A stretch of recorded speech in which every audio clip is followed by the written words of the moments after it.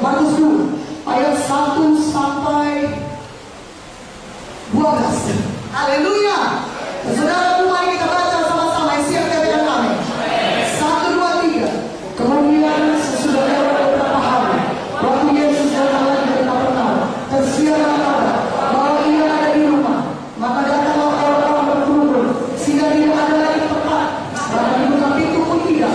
Sementara ia memberitakan firman kepada mereka, ada orang-orang datang membawa kepadanya seorang lumpuh, membawa oleh orang, tapi mereka tidak dapat membawa kepadanya karena orang banyak itu. Lalu mereka membuka lapak yang di atasnya. Sesudah terbuka, mereka menurunkan tilam. Kata orang lumpuh itu tertarik. Ketika Yesus melihat sikap mereka, berkata